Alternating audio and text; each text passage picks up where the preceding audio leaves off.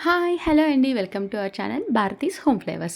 ఎలా ఉన్నారండి అందరూ? నేనైతే చాలా చాలా బాగున్నాను. అండ్ మీ అందరూ కూడా చాలా బాగుండాలని కోరుకుంటున్నాను. ఈరోజైతే నేను మీకు ఒక మంచి స్నాక్ రెసిపీని చూపించబోతున్నానండి. అండ్ మనకి ఈ స్నాక్స్ వచ్చేసరికి చక్కగా ఈజీగా సింపుల్‌గా చేసుకోవచ్చు. అలానే పెద్దవాళ్ళకి కూడా బాగా నచ్చుతాయి. ఎవరైనా గెస్ట్స్ వచ్చినా కూడా సింపుల్‌గా చేసి పెట్టడానికి కూడా చాలా బాగుంటాయన్నమాట.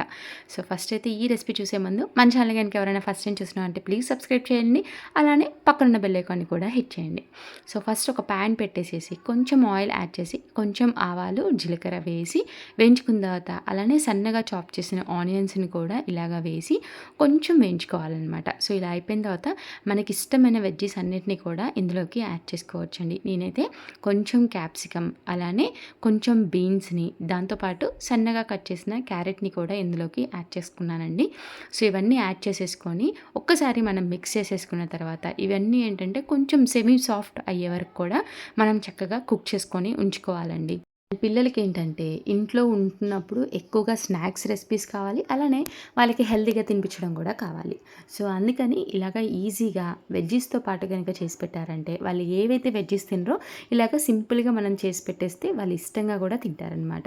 సో ఇప్పుడు ఇవన్నీ కొంచెం సాఫ్ట్ అయిన తర్వాత మనం ఉడికించి పెట్టుకున్న ఆలూను కూడా ఇందులోకి వేసి స్మాష్ చేసి యాడ్ చేసేసుకోవాలండి. సో ఒక్కసారి ఈ వెజ్జీస్ అన్నిటిని కూడా ఇలా మిక్స్ చేసేసుకున్న తర్వాత మనం ఇందులోకి కావాల్సిన మసాలా ఇంగ్రీడియంట్స్ అన్నిటిని కూడా యాడ్ చేసేసుకోవాలండి. ఇప్పుడు ఇందులోకి కొంచెం సాల్ట్, కారం, ధనియా పౌడర్, జీరా పౌడర్ అలానే కొంచెం గరం మసాలాని కూడా యాడ్ చేసేసుకొని ఈ ఇంగ్రీడియంట్స్ అన్నీ కూడా ఒక్కసారి మనం కలిపి పెట్టుకోవాలండి.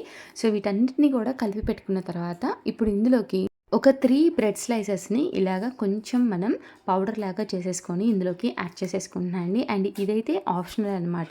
మీరు కావాలంటే యాడ్ చేసుకోవచ్చు. లేదంటే అలానే మిక్స్చర్‌తో పాటు మీరు చేసేసుకోవచ్చు అనమాట. సో నేనైతే ఇక్కడ ఒక చిన్న బౌల్‌తో బ్రెడ్ క్రమ్స్‌ని యాడ్ చేసేసి ఇలా ఒక్కసారి మిక్స్ చేసేసుకున్నాను. సో మొత్తం కూడా మనకి అందులో కలిసిపోయేలాగా మిక్స్ చేసేసుకోవాలి. సో ఇప్పుడు మనం ప్రిపేర్ చేసుకున్న ఈ డఫ్ మొత్తాన్ని కూడా ఒక ప్లేట్‌లోకి తీసేసుకొని చక్కగా ఇలాగ స్ప్రెడ్ చేసేసుకోవాలండి. మనకి బయట రెడీ టు ఈట్‌వి ప్రిజర్వేటివ్స్ యాడ్ చేసి పెట్టే బదులు చక్కగా మనం ఇలా ప్రిపేర్ చేసుకుంటే 1 వీక్ కూడా చక్కగా మనం సర్వ్ చేసేసుకోవచ్చండి. సో ఇలాగా కొంచెం నేను వీటిని ఏంటంటే ఒక 5-10 మినిట్స్ ఫ్రిడ్జ్‌లో పెట్టేసి ఇలా తీసేసానమాట. అప్పుడు ఏంటంటే మనకి కొంచెం మెత్తగా ఉన్నా కూడా మనం ఫ్రిడ్జ్‌లో పెట్టేసేసరికి అవి కొంచెం గట్టి పడతాయి కాబట్టి మనకు ఆయిల్ అనేది కొంచెం తక్కువగా పీల్చుకుంటుందండి. సో చూసారా మనం ఇలా కట్ చేసేసుకొని ఏ షేప్‌లో కావాలంటే అలాగ చక్కగా ఇలా కట్ చేసేసుకోవచ్చు. సో నేనైతే జస్ట్ ఒక 2 ఇంచెస్ సైజెస్‌లోనే తీసుకున్నా అండి. అండ్ ఇలా అన్నిటిని కూడా కట్ చేసేసుకొని 2 స్పూన్స్ బియ్యపు పిండిని ఒక బౌల్లోకి యాడ్ చేసేసుకున్నాను అండి. అండ్ మీకు కావాలంటే కార్న్ ఫ్లోర్ కూడా యాడ్ చేసుకోవచ్చు.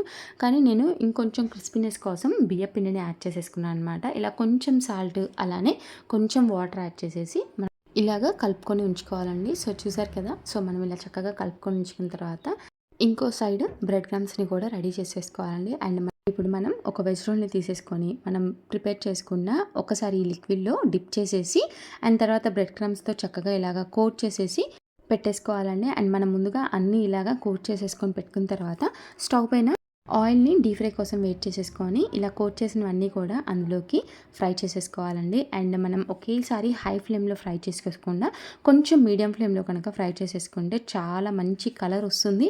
అండ్ అలాగనే చాలా క్రిస్పీగా కూడా వస్తాయండి. సో ఇలాగ చక్కగా అన్నిటినీ కూడా వేయించుకున్న తర్వాత మనకి ఇలా గోల్డెన్ బ్రౌన్లోకి వచ్చాయంటే చక్కగా వేగిపోయినట్టండి. సో వీటన్నిటిని కూడా ఇప్పుడు ఒక ప్లేట్లోకి సర్వ్ చేసేసుకొని టొమాటో కచప్తో కనుక సర్వ్ చేసుకున్నారంటే చాలా టేస్టీగా ఉన్నాయండి. అండ్ లోపల వెజ్జీస్ కూడా మనం కొంచెం బాయిల్ చేయకుండా వేయించుకున్నాం కాబట్టి కొంచెం క్రిస్పీగా కూడా వెజ్జీస్ కూడా బాగా తగులుతున్నాయి అనమాట.